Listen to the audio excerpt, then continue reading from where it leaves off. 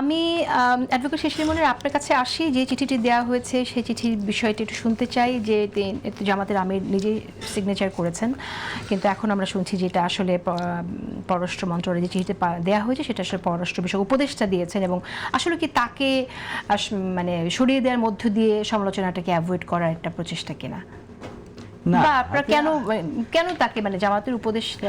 Human error আছে তো, আমরা তো উই অল আর হিউম্যান।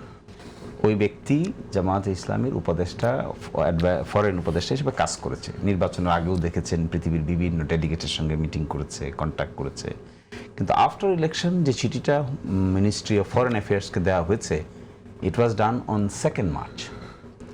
আজকে না, কিন্তু আজকে তো 10 তারিখ, 2 মার্চ। এবং 2 মার্চে এটা জানতে পেরে ওই ভদ্রলোককে দায়িত্ব থেকে সরিয়ে আমাদের দলীয় একজন এমপি, যিনি ঢাকা থেকে নির্বাচিত হয়েছেন, Mir Ahmad Bin Quasem, widely known as Arman, যিনি ভিকটিম ছিলেন আয়না ঘরের, তাকে সেই দায়িত্বটা ট্রান্সফার করে দেওয়া হয়েছে।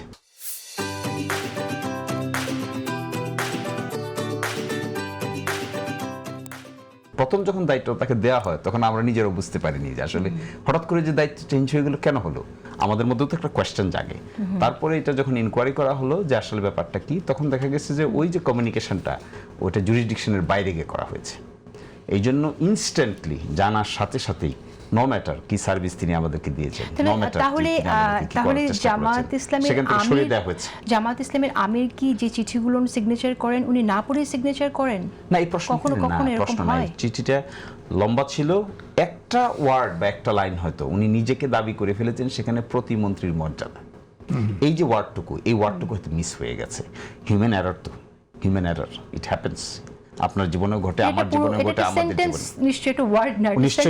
নিশ্চয়ই একটা সেন্টেন্সের ভিতরে একটা ওয়ার্ড ছিল যেটা একটা পার্টিকুলার ডেজিগনেশন, এটা তো বলতে পারে না আসলে সে।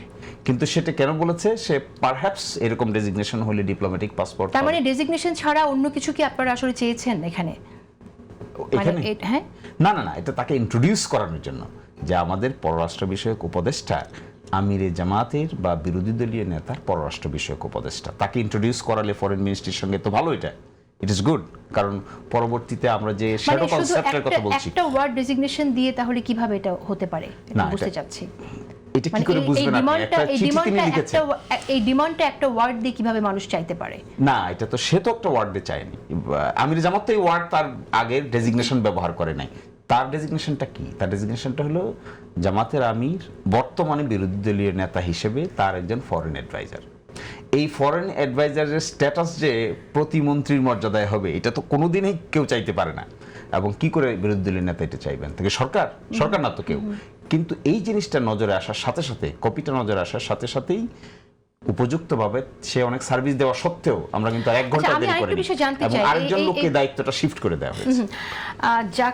যিনি আসলে দায়িত্বে ছিলেন তাকে নিয়ে অনেক কথা আছে। আপনি জানেন যে তার বিরুদ্ধে অনেক অভিযোগ আছে, এমনকি তার বিরুদ্ধে ধর্ষণেরও অভিযোগ এসেছিল। আপনি কি একটু বলবেন যেটা আপনারা আসলে কখনো বিষয় আলাপ করেছেন কিনা?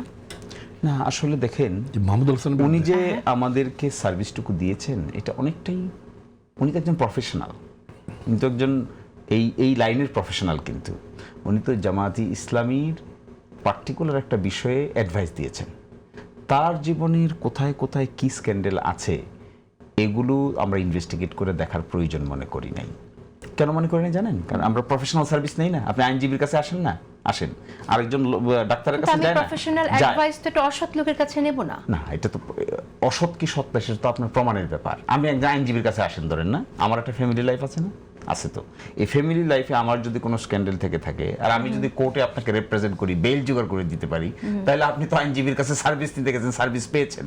কিন্তু আপনি এটা বলতে পারেন যে এই ডেজিগনেশনটা ব্যবহার করে তিনি যে কাজটা করেছেন এটা আমাদের জন্য এম্বারাসিং হয়েছে, আমাদের জন্য এটা লজ্জাজনক হয়েছে, আমাদের জন্য এটা অবশ্যই বিব্রতকর হয়েছে।